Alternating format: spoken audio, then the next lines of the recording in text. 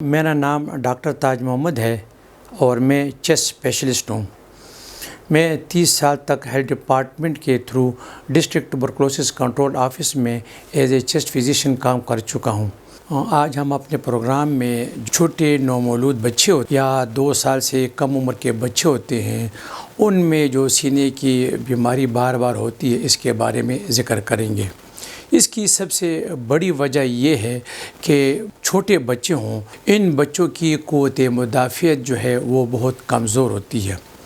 اور اس کم قوت مدافعت کی وجہ سے یہ بیماری کا مقابلہ نہیں کر سکتے اور یہ بہت آسانی سے بیماری کا شکار ہوتے ہیں۔ اس میں بہت سی بیماریاں شامل ہیں جو کہ سینے کو متاثر کرتی ہیں، جس میں برانکولائٹس ہو گیا، میزلز ہو گیا، دمہ ہو گیا، اور جو سینے کی بیماریاں جو کہ بچوں کو متاثر کرتی ہیں وہ بہت زیادہ عام ہے، الرجی وغیرہ۔ دوسری وجہ جو ہے، ان بچوں میں وائرل انفیکشن زیادہ ہوتے ہیں۔ 2 قسم کے انفیکشن ہوتے ہیں، ایک ہوتا ہے وائرل انفیکشن کہ یہ وہ جراثیم ہے جو دوربین سے نظر نہیں آتے، اور دوسرے ہے بیکٹیریا جو کہ نظر آتے ہیں۔ تو ان بچوں میں جو ہے کچھ ایسے وائرسز ہیں،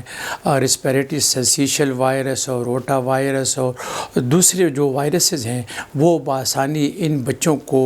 متاثر کرتے ہیں، اور ایک سٹیج ایسا آ جاتا ہے کہ بچے جو ہے ہسپتال تک پہنچ جاتے ہیں۔ دوسری بات یہ ہے کہ مائیں جو ہوتی ہیں وہ اپنے بچوں کو اپنے سینے کا دودھ نہیں دیتی ہیں۔ تمام مدرس کو چاہیے کہ وہ اپنے بچوں کو جو ہے 2 سال تک باقاعدگی سے سینے کا دودھ دیا کریں، کیونکہ سینے کے دودھ میں ایسی اینٹی باڈیز موجود ہوتی ہیں جو کہ بچے کو قوت مدافع جو ہے اس کو بڑھاتی ہے، اور وہ جو ہے بیماری کا بڑا آسانی سے مقابلہ کرتے رہتے ہیں۔ تو اگر تھوڑی سی بھی انفیکشن معمولی سی ہو تو وہ بآسانی جو ہے یہ بچے اس کا مقابلہ کرتے ہیں اور بچے جو ہے بچ جاتے ہیں۔ دوسری یہ بات ہے کہ ہمارے ماحول میں صفائی کا جو ہے فقدان ہے۔ بعض لوگ ہوتے ہیں کہ وہ مائیں ہوتی ہیں، وہ یا گھر کے دوسرے افراد ہوتے ہیں، وہ ہر کوئی بچوں کو گود لیتا ہے، اس کو چومتا رہتا ہے۔ خاص کر وہ لوگ جن کو نزلہ ہوتا ہے، جن کو زکام ہوتا ہے، جن کو تھروٹ انفیکشن ہوتا ہے، یہ تمام وائرل انفیکشن ہیں، اور یہ ان کو بچوں کو جب گود لیتے ہیں تو یہ وائرس جو ہے بہت آسانی سے بچوں کو جو ہے منتقل ہو جاتا ہے۔ تیسری بات یہ ہے کہ ہم کبھی کبھی دیکھتے ہیں کہ یہ اسکول صبح سویرے بچے جاتے ہیں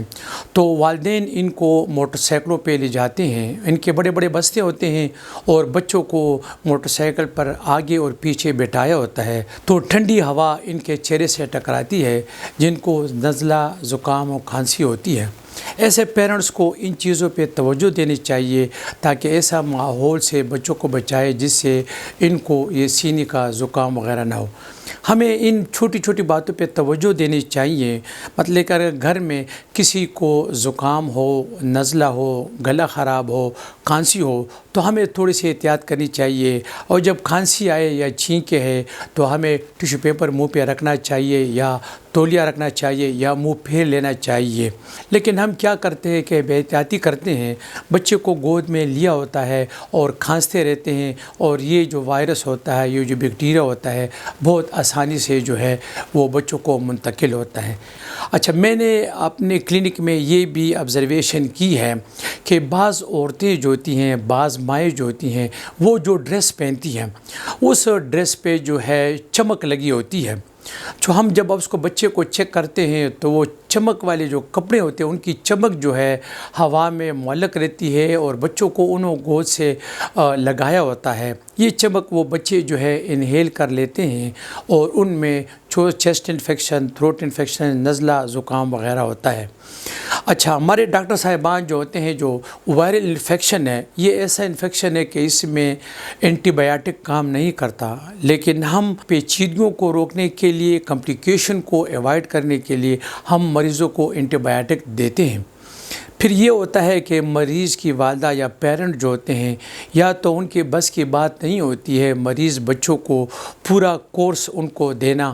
یا یہ ہوتا ہے کہ وہ اینٹی بائیوٹک کا ایک بوتل دے دیتے ہیں اور پھر چھوڑ دیتے ہیں آدھے میں۔ اسی طرح سے یہ بچوں کی جو انفیکشن ہے وہ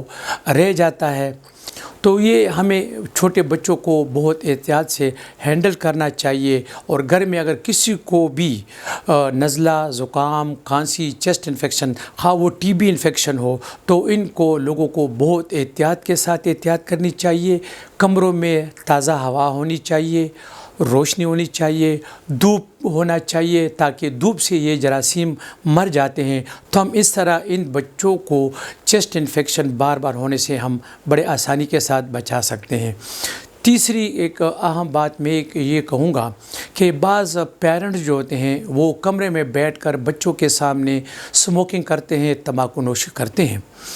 تو وہ خود تو تمباکو نوشی کرتے ہیں، ان کو تو سینے کی بیماریاں جو ہے، سینے کے کینسر، دمہ اور دل کی بیماریاں اور معدے کی بیماریاں وہ تو لگ جاتی ہے، لیکن یہ لوگ جب سگریٹ پیتے ہیں تو دوسرے جو کمرے میں لوگ ہوتے ہیں، خواہ وہ ان کے بچے ہوں، خواہ وہ دوسرے لوگ فیملی ممبر ہو، تو وہ جو سگریٹ کا دھواں ہوتا ہے وہ انہیل کرتے ہیں، پیسو اسموکنگ کرتے ہیں، اور پیسو اسموکنگ سے ان کے سینے پہ اسی طرح کے اثرات ہوتے ہیں جس طرح کے وہ ایکٹو اسموکنگ والے لوگ ہوتے ہیں۔ تو ہمیں ان باتوں پہ مکمل توجہ دینی چاہیے اور ہمیں پوری احتیاط کرنی چاہیے، کیونکہ صحت مند زندگی جو ہے وہ ہم سب کے لیے ضروری ہے۔